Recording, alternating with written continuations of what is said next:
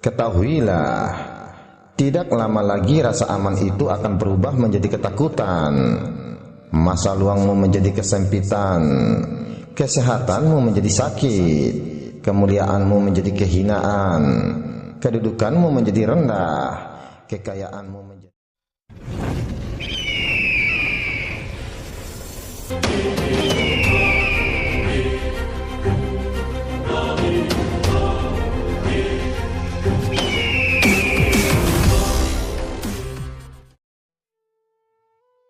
Bismillahirrahmanirrahim. Assalamualaikum warahmatullahi wabarakatuh.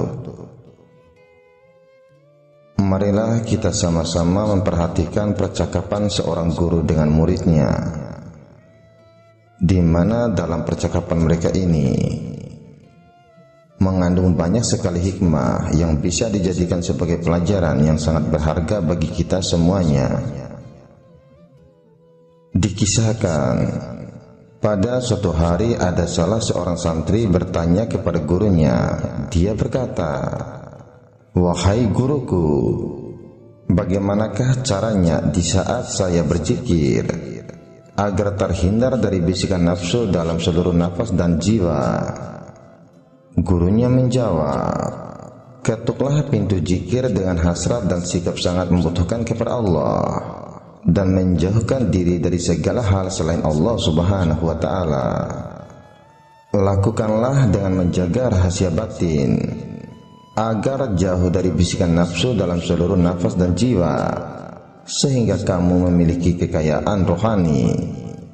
Tuntaskan lisanmu dengan berzikir, hatimu untuk tafakur, dan tubuhmu untuk menuruti perintahnya.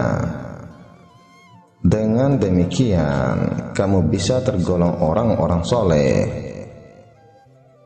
Muridnya bertanya lagi, "Apakah yang telah terjadi pada diriku?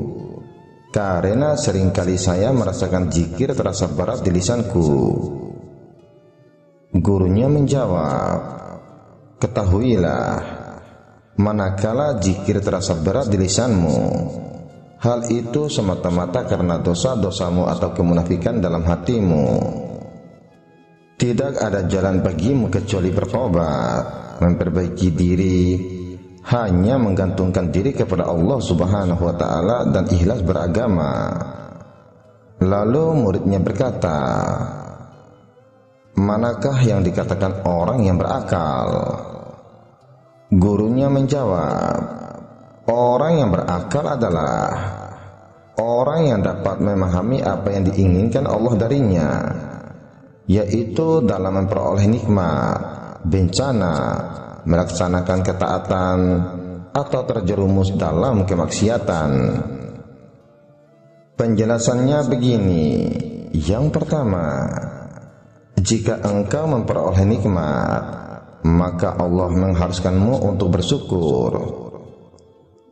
Yang kedua, jika kamu ditimpa bencana, Allah memerintahkanmu untuk bersabar.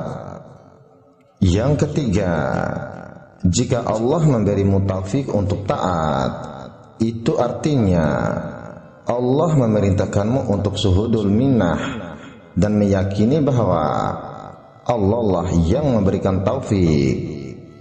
Dan yang keempat, dan jika kamu bermaksiat, maka Allah memerintahkanmu untuk bertaubat dan beribadah kepadanya. Barang siapa memahami tujuan 4 hal perlakuan Allah Subhanahu wa ta'ala ini, maka dia dekat dengan hal-hal yang dicintai Allah, dan dia adalah hamba sejati. Sebagaimana sabda Rasulullah sallallahu alaihi wasallam, "Barang siapa diuji dengan bencana, kemudian bersabar, diberi nikmat, kemudian bersyukur, berbuat zalim, kemudian meminta maaf, dan dijalimi, kemudian memaafkan." Lalu Rasulullah sallallahu alaihi wasallam diam. Para sahabat bertanya, "Apa yang akan dia peroleh, wahai Rasulullah sallallahu alaihi wasallam?" Rasulullah sallallahu alaihi wasallam menjawab, "Mereka itulah orang-orang yang memperoleh keselamatan dan merekalah orang-orang yang mendapat petunjuk. Quran Surat Al-An'am ayat 82. Lalu muridnya bertanya lagi, bagaimanakah caranya sebelum kita memberikan nasihat kepada orang lain? Gurunya menjawab, pertama-tama nasihatilah dulu dirimu, kemudian barulah engkau menasihati orang lain. Perhatikanlah dirimu dan jangan mengurusi orang lain selama dalam dirimu masih ada sesuatu yang harus diperbaiki. Sungguh celaka apabila engkau mengaku tahu cara menyelamatkan orang lain, dan bagaimana mungkin dapat menuntun orang lain padahal dirimu sendiri itu buta. Ketahuilah olehmu, hanya orang yang memiliki penglihatan tajamlah yang mampu menuntun umat manusia. Hanya seseorang perenang handalah yang mampu menyelamatkan mereka dari samudra ganas. Dan hanya orang yang mengenal Allah lah yang dapat mengembalikan manusia ke jalannya. Seseorang yang tidak mengenalnya, bagaimana dapat menuntun manusia ke jalannya? Wahai orang-orang yang lalai, secara terang-terangan engkau menentang Allah yang maha benar dengan bermaksiat kepadanya, tetapi merasa aman dari siksanya. Ketahuilah, tidak lama lagi rasa aman itu akan berubah menjadi ketakutan, masa luangmu menjadi kesempitan, kesehatanmu menjadi sakit, kemuliaanmu menjadi kehinaan, kedudukanmu menjadi rendah, kekayaanmu menjadi kemiskinan. Ketahuilah, rasa aman dari siksa Allah yang akan kamu peroleh di hari kiamat nanti sesuai dengan rasa takutmu kepadanya di dunia ini.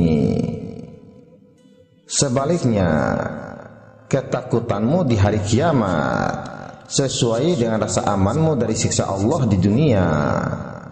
Sayangnya, engkau tenggelam di dunia dan terperosok ke lembah kelalaian, sehingga cara hidupmu seperti hewan.